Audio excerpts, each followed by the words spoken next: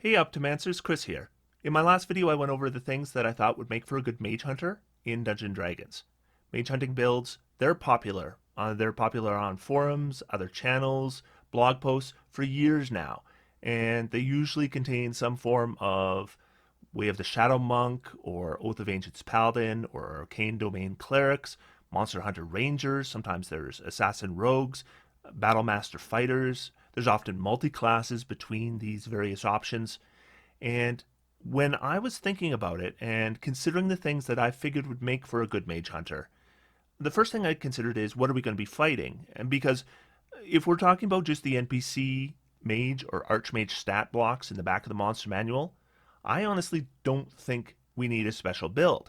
They're not special. They don't have the right spells to really challenge a party. They don't have the concentration saves to hold concentration spells.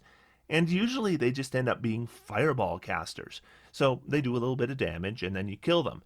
I mean, there's no more point in having a Mage Slayer build if we're talking about the mage in the back of the monster manual than there is in having a stone giant slaying build. I mean, they can be a tough challenge, but there's no point in making a special build just to deal with them. However, if our DM is making custom spellcasters to challenge us, then we're going to be facing a far more challenging foe. They're going to have good armor class, maybe even a great armor class, and the shield spell on top of that. And they may have mirror image on top of that. They're going to have counterspell that is going to block our spell casting. In fact, they're almost certainly going to have it. They're going to have spells to lock the party down. Maybe they're web spells or Ever's Black Tentacles, or maybe it's a Wall of Force or a Force Cage at high levels. And they're going to have good concentration saves. They're not going to fail those saves when you did 5 points of damage and they need to roll DC 10 concentration save. In fact, they may not need to roll that save at all, depending on the level that we're dealing with. So for a Mage Slayer, I consider that spells like Silence, Counterspell, Dispel Magic, Misty Step, and Dimension Door would be important. I also broke down what I figured a Mage Slayer should have in 6 categories. Hindering the casting of spells, which I consider the most important. The reason why mages are deadly is because of the spell casting. If you can hinder the casting of those spells, you're shutting them down. Enhanced movement I felt was really important because they can lock you down, and this can prevent you from getting locked down. And I figure our own spells need to be protected from counterspell, because if we just get counterspelled, then it doesn't matter that we took Silence because it didn't do anything for us. And we need to be able to break concentration on spells. We need to be able to deliver damage because even once we have them all locked down, if there's no way for us to finish them off, then we really are just waiting for our party to do the job for us. So it doesn't have to be extended damage. We don't need to be able to deliver damage all day, but it would be nice when we've got the mage locked down that we could finish them off. And finally, we aren't always going to be fighting mages, so we need to be at least somewhat effective the rest of the time. So today, the build I'm going to be presenting does all these things. And I gotta say, I went through a lot of builds before I got one here that worked. In fact, I went through 3 videos before I've come to this video just because I kept coming up with problems with builds, or I discovered a build that would do something better, or I'd given up on something and then I found out later, no, maybe there is a way to make this work. And with this build, I think I've come up with something fairly unique. And I'm going to show it to you, but before we go into it, I would like to thank the patrons of the channel. If you would be interested in supporting this content, please consider clicking the link in the video description and check out my Patreon page. Patrons of the channel receive rewards like ad-free early releases of these videos, and my top-level patrons can join me for some D&D each month. However, right now, I present the real Mage Slayer.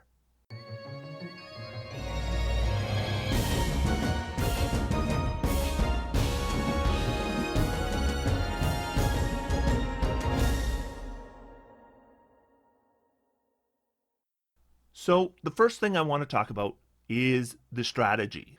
Ultimately, I did my last video and I really thought about what kind of things I thought would be really effective, because I could have just made a build today that had the spells I said it should have, and boom, we're done, right? But instead I figured, I talked a little bit about how grapple with Silence might be effective, and I thought, I wonder if there's a way that you could make a build that could get the silence off and then get up to the enemy mage and grapple them. And especially if you could win initiative. Because if you could do that, then that mage is neutralized before their turn ever comes up. Because if you have a mage, like when you're making a mage build, you think about grapple, right? And you think about anything that could lock you down. In fact, grapple being one of those things. And so you look at spells like Misty Step and Thunder Step and Dimension Door as ways to deal with that. Because you're not going to have a good strength, so you're probably not going to be able to bust your way out. So these are just spells that are going to take care of the problem. But if you're in a silence, all three of those spells have a verbal component. So suddenly you can't escape anymore. And now you're grappling against somebody who's probably better at grappling than you are. And that's not where you want to be with a mage. So I really wanted to figure out a way to make that work. But there's problems. The first problem I had was I still want to have counterspell and dispel magic. So like it's not like I can just not do those because maybe I don't win initiative, or maybe there's multiple spellcasters, or maybe once I've got this person locked down in silence, they have spells that don't have verbal components. And I'm going to want to be able to counterspell them. Now counterspell does have a verbal component, but if I can have subtle spell, I'll still be able to cast it. The other problem I had was that you got to be good enough at grappling. And you don't have to be great at grappling, I think, to grapple a mage. Because a mage just isn't good at grappling. They're going to have a terrible strength. They're probably not even going to be proficient in athletics. But they can use acrobatics, and they're probably going to have a half decent dexterity, and they may or may not have proficiency in acrobatics.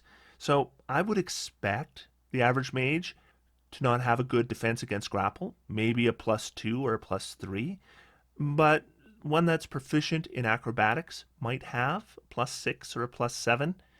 So that's not super hard to take care of if we focus on it a bit. But if we can't have a high strength, and we can't, right, just to start off with, there's no way you can fit a good strength on this build, then it's going to be a little bit harder for us to nail that grapple, but we have to. So I had to figure out a way to nail the grapple. I had to figure out a way to cast the silence in the first place, and that was a challenge because I can subtle spell the silence, that's not a problem. But if I subtle spell the silence, then I can't quicken it. And if I can't quicken it, then it's pretty hard to grapple. Now, you could use fighter, right? If you got 2 levels of fighter, you could action surge, and you could do one for the silence and one for the grapple. But fighter just doesn't fit here. If we put fighter on this build, this strategy comes on so late, there's no point in us going this way. Ultimately, I want to have my counterspell, I want to have my dispel magic, but I don't want to have to wait past level 10 to be able to do this strategy. And if we go fighter, that absolutely is the case. And of course, there's the problem that silence and counterspell and dispel magic are not on the same spell lists. So there were a lot of challenges here, and I ended up coming up with something that I think works, but it goes a little bit weird. The first thing is race. So obviously, the first ones I considered were variant human for bonus feat or custom lineage for a bonus feat.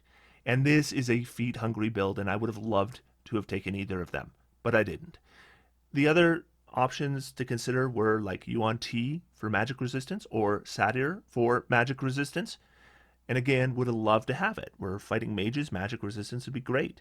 But I didn't take either of those either. As I mentioned before, I wanted to work on a particular tactic with this character, and that was the ability to get a silence off and close with an enemy mage, grapple them all on the first turn of combat, ideally by winning initiative beforehand. So then that mage really had nothing to do in the entire combat. And making that work was very difficult, and I found there was only one race that worked.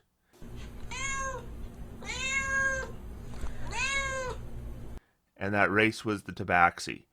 Now, if you're unfamiliar with the Tabaxi, I tend not to use them in builds very often. This is how they work. So you get ability score increase, dexterity increases by 2, charisma increases by 1, Now for this build, I'm using Customize Your Origin, and I'm reversing those. So Dexterity +1, Charisma +2 for this build. Age is about the same as humans. Alignment, they tend towards chaotic alignments. Medium-sized, 30-foot walking speed. They have dark vision. They have cat's claws that allows you to do a climbing speed of 20 feet, and you get a natural weapon. It's not particularly good and not something we're likely to use very often. We get proficiency in perception and stealth, and we get an additional language. The main thing we get that is required for this build is feline agility. Your reflexes and agility allow you to move with a burst of speed. When you move on your turn in combat, you can double your speed until the end of the turn. Once you use this trait, you can't use it again until you move 0 feet on one of your turns. This ability is unique. No one else can do it. Doesn't require a bonus action, doesn't require a reaction. If it had required any of those things, this wouldn't have worked. But as it's written, this ability alone works to make this tactic work for this character. So this character had to be a tabaxi. So I have decided that this tabaxi's name is Bad Kitty. If you're wondering why he's called Bad Kitty, ask any mage. So we're going to use a point buy for our ability scores, and we're going to end up with quite a mix. We're going to put 13 in strength, 13 in dexterity, 14 in constitution, 9 in intelligence, 8 in wisdom, and 15 in charisma. Because of our ability score bonuses, dexterity is going to be 14 and charisma is going to be 17 at first level. Now, I think a lot of people would have guessed the class I was going to start with was sorcerer, and they'd be right.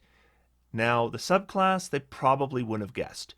I'm going to go with wild magic, and wild magic is necessary for this build. I almost gave up on this build, and then I looked at wild magic and go, you know what? Wild magic could work.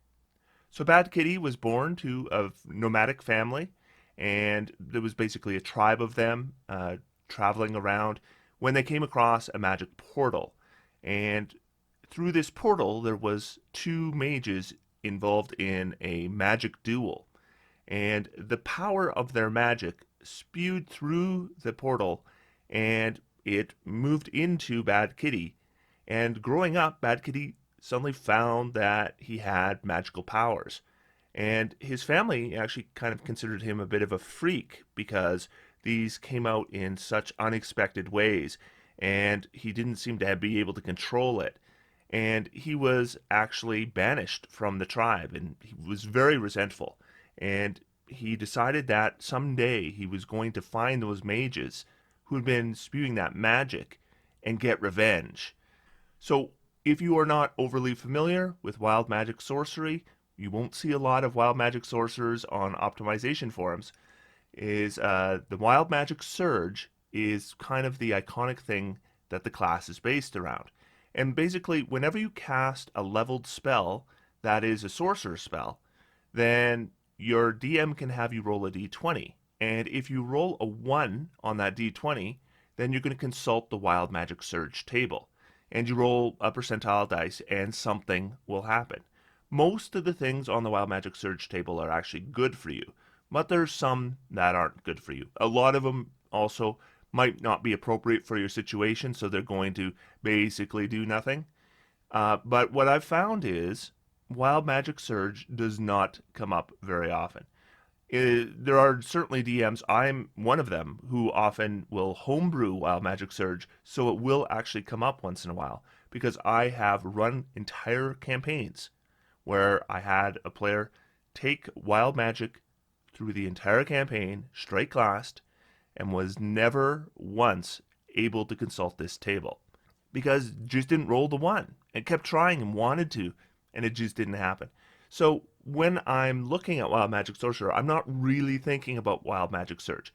Maybe it'll come up, probably won't come up very often, and although it's the iconic part of the subclass, it's certainly not the reason I took the subclass. The main reason I took the subclass is an ability that is okay. It just happens to be perfect for what I needed with this build, and that's Tides of Chaos. Starting at first level, you can manipulate the forces of chance and gain advantage on one attack roll, ability check, or saving throw. Once you do so, you must finish a long rest before you can use this feature again. Any time before you regain the use of this feature, the DM can have you roll on the Wild Magic Surge table immediately after you cast a sorcerer spell of first level or higher. You then regain the use of this feature. Now, that second part of that is the part that every DM, including me once upon a time, would forget consistently. So if you are playing a Wild Magic Sorcerer, it's always a good idea that once you use your Tides of Chaos, if you cast a sorcerer spell, and in this case, we're going to be multi-classed, and not all our spells are going to be sorcerer spells. So our DM can't be expected to know which list the spell came from.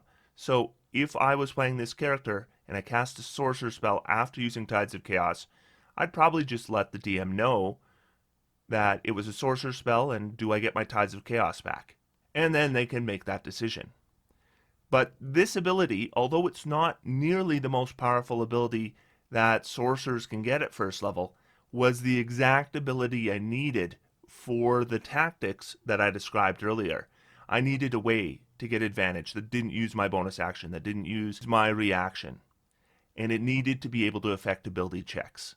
Because when I grapple, I want it to be with advantage. And there was no other way to do it. Now, as I mentioned, we will be taking Sorcerer for 5 straight levels. And when we do that, we're going to get a couple additional things. One thing we're going to get is Meta Magic, and Meta Magic is, again, vital for this build. So there's 2 Meta Magics I'm going to be taking, and they are Quicken Spell and Subtle Spell. And Subtle Spell I talked about a lot in my last video about why it's really good against mages. But just to quickly recap, Subtle Spell means that they can't see you casting a spell, and if they can't see you casting a spell, then they cannot cast counterspell. Now, another important part for this particular build is that if we're using the silence plus the grapple, we can cast subtle spells inside an area of silence. So that's going to allow us to do things like counterspell again, or cast dispel magic, or just cast something like Atash's Hideous Laughter on the enemy mage. The quicken spell is going to be important for the first round of combat. We will be quickening the silent spell that we're going to be casting. I don't expect to be doing a lot of quickening beyond that. It costs 2 sorcery points, so it's more expensive. Subtle spell is only 1 sorcery point. Though quicken spell isn't nearly the most expensive meta magic, it is double the cost of the subtle spell. And we are going to want to save our sorcery points, so we're not going to want to quicken a lot of spells. Now, one really important thing is that we can't quicken and subtle the same spell. And this was one of the challenges of the build. If we're going to quicken the silence, we can't subtle the silence. And if we can't subtle it, it could be counterspelled. So I had to figure out a way around that. At 4th level, we're going to take a feat. The feat is Fey Touched Charisma. That brings our 17 Charisma to an 18. In addition, we're going to get Misty Step, which is one of those spells that we wanted to have on a Mage Slaying build. And we're going to get the first level spell of our choice from either the Divination or Enchantment School of Magic. And in both cases, we can cast these spells once without expending a spell slot. And at 4th level, that's a pretty big deal. And the second thing is, I talked a little bit about we really want to win initiative with this character. This is going to help us do it. And that is, we're going to get the Gift of Alacrity. Now, Gift of Alacrity is a Dunamancy spell. Now, if you don't know what that means, it means it's from Explorer's Guide to Wildmount, which is a specific campaign setting, and it's actually a specialized spell within that setting. So, if you have a campaign where your DM says all official sources are allowed, this is a legal choice. But if you have a campaign where the DM is saying that campaign setting material is not allowed unless it's their campaign setting, and a lot of campaigns will do that, and you don't happen to be playing in Wildmount, then this may not be a legal option for you. But I'm going to assume for this build that it's available. And if it is available, this is the perfect spell for this selection. 8-hour duration, no concentration. So our free casting is basically going to have this last pretty much the entire adventuring day. And every time we roll initiative, we get to add a d8 to the results. So that's like 4.5 bonus to initiative all the time. And that's just one portion of what this feat is giving us. So this is huge. Now, if you can't select Gift of Alacrity, well, you'll have to take something else. and I'm not sure what that would be, but I would still probably take this feat. And I'm assuming we're getting our optional class features for Sorcerer, which means that we will be getting Magical Guidance in 5th level. This is also important for us. You can tap into your inner wellspring of magic to try to conjure success from failure. When you make an ability check that fails, such as, say, a grapple check, you can spend 1 sorcery point and re-roll the d20, and you must use the new roll, potentially turning the failure into success. So when we make our grapple, if by chance it fails, now we should have a pretty good chance of success on the first roll. I don't expect that it's going to be a failure very often, but if it is, this is our insurance policy. Now I want to go through spell selection here. Now at first level, we're going to be selecting our cantrips, but remember we can change a cantrip as well when we get to 4th level. For a low level mage that isn't going to be using any kind of weapon, I figure Firebolt is a pretty good selection. Firebolt is going to do as much damage as any ranged cantrip that requires an attack roll, d10 damage. Now, remember, cantrip damage isn't up to snuff when it comes to weapon damage, but it is the best we're going to be able to do. And it's something to do when we're not casting a leveled spell. Second cantrip we're going to take is Minor Illusion. Minor Illusion I have an entire video about. It's a good cantrip to take at first level. Shocking Grasp is basically barely making this list, but Shocking Grasp is a melee cantrip that does a d8 damage. The thing about Shocking Grasp is if you hit with it, the creature can't take reactions. And if they can't take reactions and they're a mage, then that means they cannot cast Counterspell. So that's the reason why you might want something like Shocking Grasp on a Mage Slayer. Not something I built a specific tactic around or I expect to use very often. And I'm going to take Mage Hand. And Mage Hand is a very useful cantrip. It's basically telekinesis. Now at 4th level, I'll be able to replace a cantrip. I'll also get an additional cantrip. I'm going to be getting rid of Minor Illusion at this point. I'll be getting Minor Illusion again later on. But for now, what I'm going to be doing is I'm going to be switching that to Green Flame Blade. And then I will be taking Booming Blade as my 4th level option. So that's how cantrips are going to work for the first 5 levels of this character. Now I want to walk you through spell selection for this character because I have a link to this character in the video description, but this is the completed character that you're going to get a link to, and we're going to be doing some spell selection changes along the way because we want to be good at all levels, not just our final level. And when we first begin this character, we're going to have 2 spells known. The very first one we're going to take, without any doubt at all, is Sleep. Sleep is going to be probably what we're going to be using both our spell slots on at first level. Incredibly effective spell, probably the best spell at first level in the game, but it doesn't stay good. And the second spell I'm going to take is Shield. Shield is going to be a luxury that I probably won't be casting, but if I'm going to be hit with an attack that's going to drop me and I have a spell slot left, it's worth casting. That brings us to 2nd level, and we're going to get our 3rd first level slot and our 3rd first level spell. And I would use it on Mage Armor. Now we're also going to be getting our first sorcery points at this point, but we won't have meta magic, and we can trade those sorcery points for another first level slot. So what I would probably do is I would cast Mage Armor, and then I would recover the slot, and then we still have 3 slots left for sleeps. So when we get to 3rd level, we're going to remove the sleep spell, and that's going to give us 2 new spell selections, and we're going to get our first 2nd level slots. First, we're going to take Web, and Web is one of the best control spells in the game. Definitely not particularly against mages because they can often Misty Step out, though even that is still pretty good because you can prevent them from casting a leveled spell with their action, but it's just a spell that you would be casting a reasonable amount of the time. And then we're going to take a good defensive spell, and that is Mirror Image. And remember, we already have Misty Step, and we can use our spell slots to cast it as well, but the first casting is going to be free. At 4th level, we'll have another spell known, and the spell I would take is Levitate. Levitate's a nice spell because you can levitate yourself or your allies, or you can attempt to levitate an enemy creature. One way or the other, it can often protect your allies and allow them to defeat the enemies without taking damage.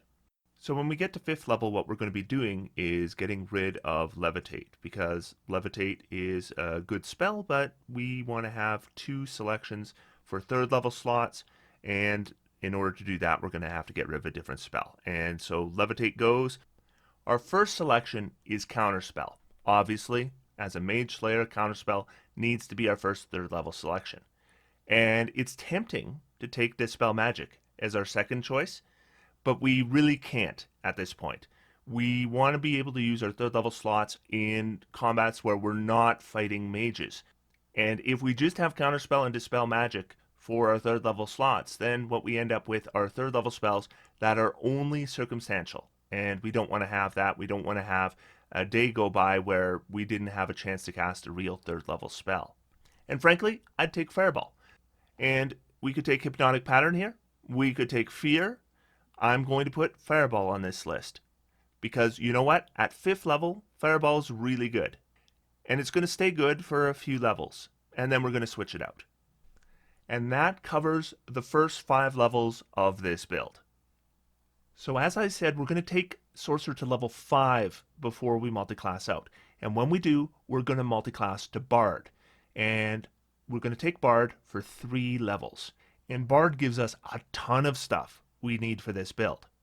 First off, Jack of all trades allows us to add half our proficiency bonus to any ability check that doesn't already include our proficiency bonus. And this helps us in 3 really important areas. Number 1, initiative. That's huge, the initiative bonus. Number 2, when we make a counterspell check for a spell of greater than 3rd level, we're going to be able to add half our proficiency bonus. And number 3, for Dispel Magic, exact same thing. So 3 really important things for this build with Jack of all trades. It's a big thing for us. Of course, there's the regular use of it as well, to be able to use skills that you're not proficient in a little bit better, but it gives us 3 really nice bonuses specifically geared for this build. The Bard College we're going to take is College of Eloquence. This one is a nice choice for us, and I'll explain why in a second. Expertise, really important. This is going to give us expertise in athletics, and that helps make up for the fact that our strength isn't so great.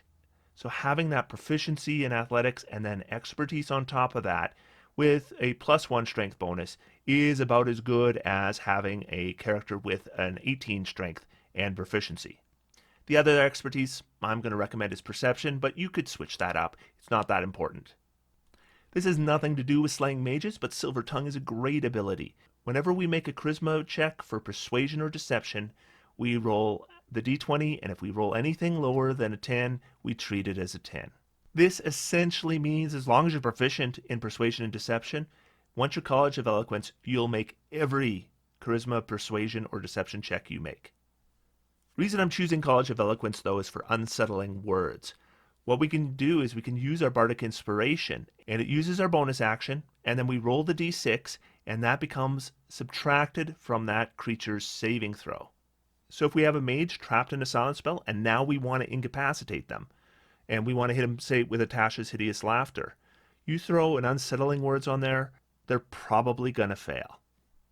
The spells we're going to be taking with Bard are Minor Illusion and Prestidigitation for the cantrips, then Healing Word, Long Strider, and Tasha's Hideous Laughter for first level spells. Remember, Tasha's Hideous Laughter is a spell that can remove concentration from a mage if they fail their saving throw. It also incapacitates them and knocks them prone, by the way. Long Strider is vital for this build. It is a first level spell, lasts an hour, doesn't use concentration, and it increases your speed by 10 feet. We need this. We want this up all the time. If you're going out adventuring and you're going to be fighting monsters, get your Long Strider cast. And when it runs out, cast it again. For our second level spells, I've got Aid, Blindness, Deafness, and Silence. Aid is good because we are going to have higher level slots than we have any spells for. Aid is a great way to use that. Creates a bunch of hit points for 3 people, and their maximum hit points increase as well. And you can use it on yourself as well. Blindness, Deafness I've thrown on this build mainly because Blindness, Deafness does not use concentration. So you could cast it. If you use a subtle spell, you can do it in a silence, and you don't have to worry about it interfering with your concentration. It's a constitution save, which isn't ideal, but we do, as I mentioned, have ways to adjust that saving throw. And then silence. And silence, of course, is vital for the technique that I'm going to show you right now. So Bad Kitty and his party are wandering along through the forest, and Bad Kitty has just become a bard a few levels ago. We're now 8th level, and as a bard, we're entertaining our party, so we're singing a little song. I hate mages, meow, meow, meow, meow, meow, meow. And then suddenly, we look up, and it's a mage. In fact, it's an evil, terrible mage, a red wizard of Thay. And this is going to be a significant challenge for us, because this red wizard of Thay is not a low-level caster. And he looks at the party and he says, "Oh, you're all gonna die. I'm like a 13th level caster. And I'm gonna kill that little kitty first." At this point, initiative is rolled. Now, Bad Kitty at this point has a +3 initiative modifier, which isn't that great, but we've got Gift of Alacrity. So in fact, we're going to have a +7 or +8 initiative. So we will probably win initiative. Now, it is not guaranteed. There are going to be things as we move beyond 8th level to make sure that we're going to win this initiative, but right now it's just likely we'll win initiative. If we don't, we may have to counterspell this mage. But odds are we're going to win. Then on our turn, what we're going to do, if I'm going to zoom out here a bit, you're going to see a big yellow square around this mage. What that is it represents 60 feet. So what I'm going to do is I'm going to first move over here. And that is going to move me beyond 60 feet from the mage. Now I can quicken my silence spell, because the mage can't counterspell beyond 60 feet. But the silence has a 120-foot range, so it has no problem being cast right on the mage. Then I'm going to turn around. And because I have feline agility, and this is why we're playing a Tabaxi, and because we have long strider, we can get up to there. Now we can initiate our grapple. Now at this point, and it's going to go up very soon, but at this point our grapple is +5. That is probably higher than the roll that the mage is going to be making, and it's still not particularly guaranteed. Now my initial version of this build, I took College of Lore, and I figured I would use cutting words to make sure that the grapple landed. But then I noticed that cutting words doesn't work if the target can't hear you, which means that it wouldn't have worked in an area of silence. And I almost gave up on the build until I looked at Wild Magic Sorcerer, because originally I was an Aberrant Mind Sorcerer. But once I looked at Wild Magic Sorcerer, I realized I could use Tides of Chaos here and get advantage on this check. So +5 with advantage on a grapple is very likely enough to beat a mage. Let's say we roll our d20s and we roll double ones. Happens once in a while. That's when magical guidance comes into play and gives us our insurance check. So our odds of grappling here are extremely high, though again, we're going to find ways to make it even higher as we move up in level. So now, before they got a turn, the mage is in an area of silence and they are grappled. And now Bad Kitty's party can just come in and finish off this mage. Now as we move up in levels, this mage is more likely to have several tough minions with them as well. And so we're going to want to build up our defenses as well. We're also going to want to be in a situation where we can finish off this mage ourselves. We're not yet, not at 8th level. At 8th level, we've just set up this ability where we can now set up the silence and the grapple on round 1. But as we move up in levels, initiative will become more reliable, the grapple will become more reliable, and our defenses are going to get stronger. So this is the first level where this tactic becomes viable, and as we move up in level and you see the various things we're adding, you'll see how it'll add to this particular tactic. Now it would be fair to say that, if you're wandering a dungeon or something, you might actually start out much closer to the mage than we did here. This would be more realistic if we're outside. But yeah, if you're inside, you could end up a lot closer to that mage, and then you can't move out of the 60 feet and move back in with an 80 feet of movement. But the thing about a dungeon is that there are things like corners. So usually in a dungeon, it's actually going to be easier. You're going to have to move less distance to get out of the range of this mage, cast a spell, and get back in. And the enemy mage is in the silence, completely silent, but you can see his lips moving. And if you could hear him, you would hear him say, "Oh no, I never should have faced Bad Kitty." So the next level we're going to take is Paladin, and the reason we're doing that is to bump up our defenses, because once we're grappling a mage, we're likely to become a target. So we want to build up our armor class. We've been using mage armor and shield up to that now, and that's not bad, but if we take Paladin, we can get half plate, we can get a shield. If magic shields come up or anything like that, we can take them as well.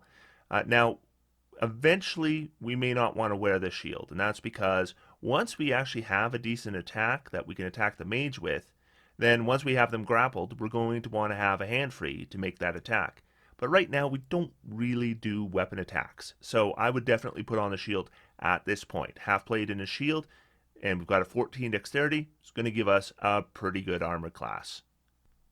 We're also going to get Lay on Hands, and Lay on Hands is a decent ability. Even at first level, you can use Lay on Hands to remove the poison condition or remove diseases, or bring up 5 allies that have gone down. And we're eventually going to go back to Paladin, and we're going to take Paladin right to level 8, and we'll be going with the Oath of the Watchers Paladin.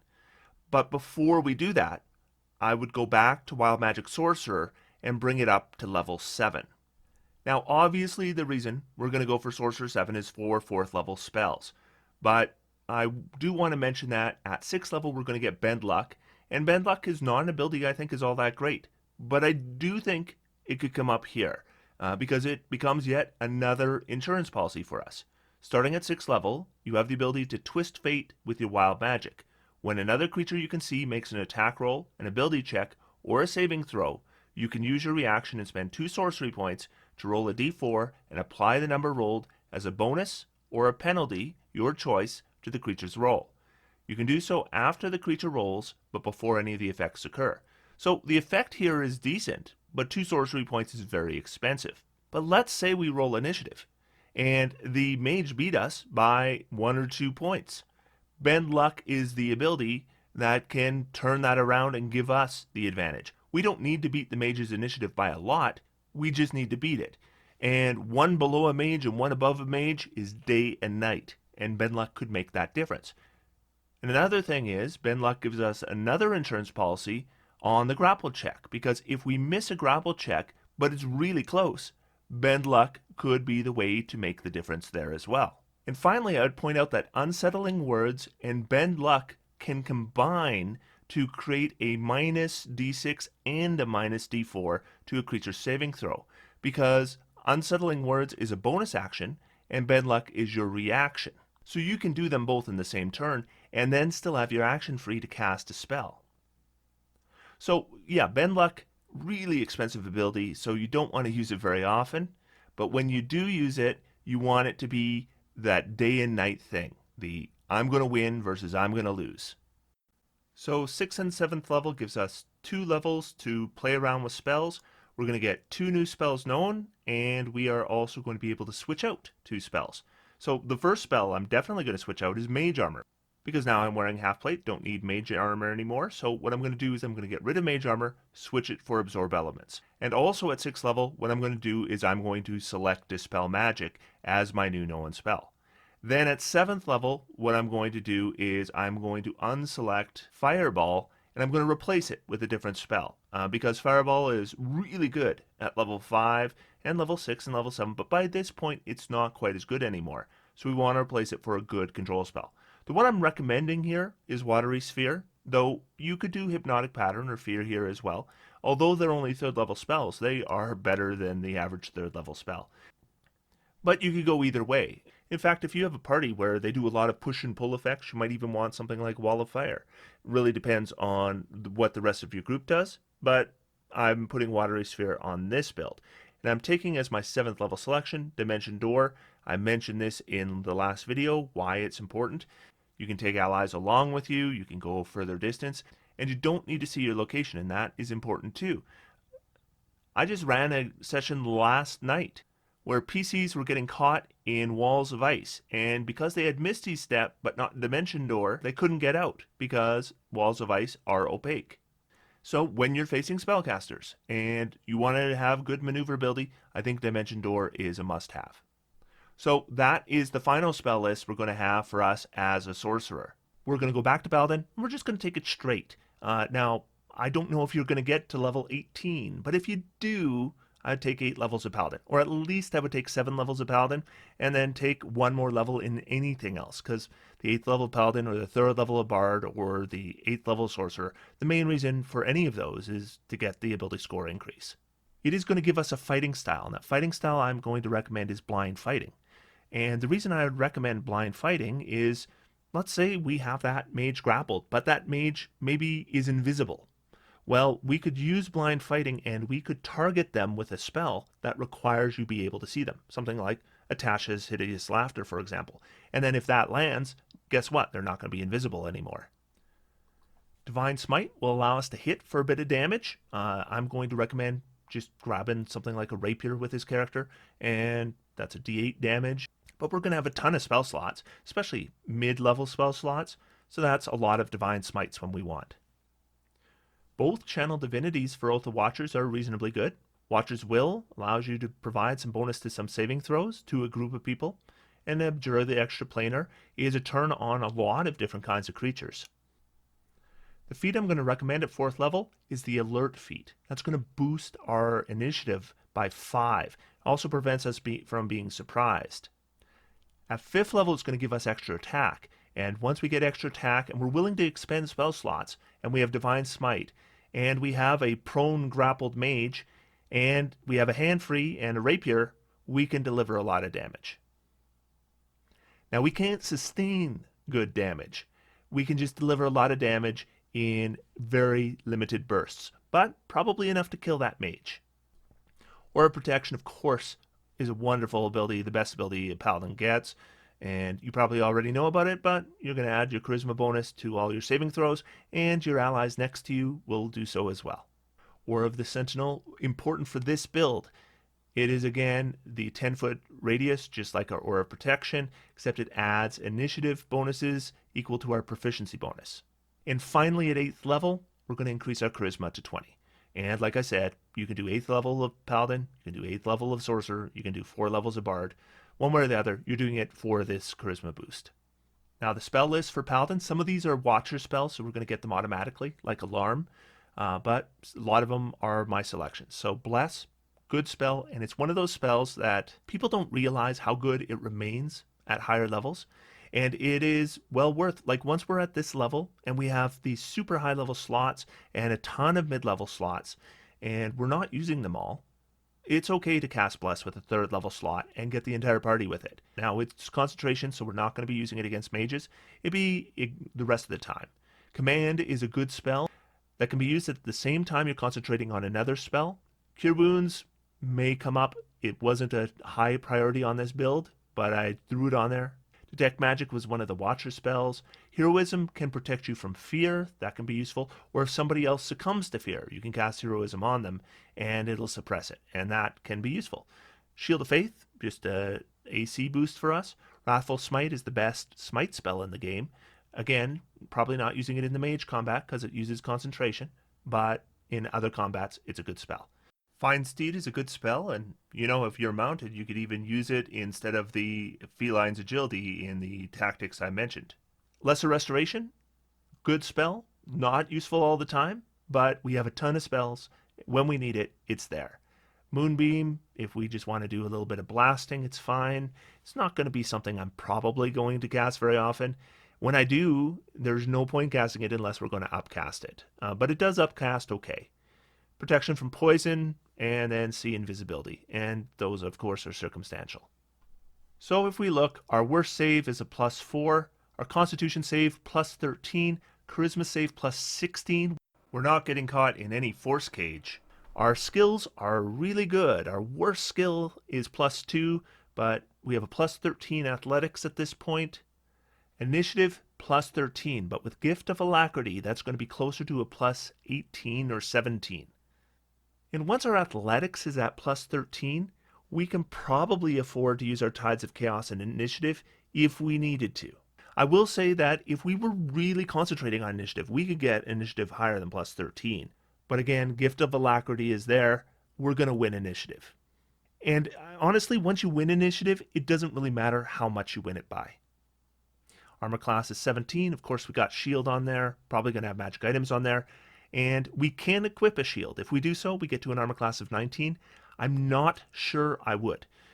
Just because, again, if we're going to be fighting a mage, what I want to be able to do is grapple them, and then I want to be able to stab them. And I might do that in combats against things that aren't mages too. But if you want the higher armor class, we have a shield, we can equip it. So that's it. That is the Mage Hunter build. And how did we do on our checklist? So number 1, hindering of casting of spells. Well, I think we satisfied that one big time because we can probably prevent mages from casting spells at all in a combat. Enhanced movement and teleports. Well, I think we can put a big check mark beside that as well. That's part of the reason I took a Tabaxi and with the Longstrider spell. But we also have Misty Step. We also have Dimension Door. We are plenty maneuverable. How about protecting our own spells from counterspell? Well, we have Subtle Spell, but as I'm noted, we can also potentially get out of counterspell range and cast, and then move back in and move pretty much wherever we want. So once again, for that one, I'd say it's a big check mark too. How about breaking concentration? Well, talked about having Tasha's Hideous Laughter and how we can actually not only put a minus d6 on it from Eloquence Bard, but another d4 on it from Sorcerer if we need to. So I'd say we've got actually a pretty big check mark there as well. And then delivering damage. Well, we've got extra attack, we've got smite, and we've got high level spell slots. So I think we can deliver the damage we need to when it matters. Now, I don't think this is a big check mark because this isn't a damage dealing build. By no means would I expect this to do a lot of damage all the time, but if I can get advantage on attacks because I got a prone grappled guy and I can hit him a couple times and throw some high level spell slots in there, I can deliver some very limited burst damage that's probably enough to kill a mage. And then being reasonably effective all the time. Well, I've got a number of useful spells for other situations on the bard list, on the sorcerer list, and on my paladin list. But this is primarily a spellcaster. I can do things like a Wrathful Smite would be useful once in a while, but for the most part, I'm going to be casting spells. So I think we've delivered on all 6, and the ones that were really important, we delivered big time. So I hope you enjoyed my Mage Hunter build. Until next time, I'm going to sit back, relax, and have some fun. D&D is for everyone. Thanks everyone. Talk to you soon.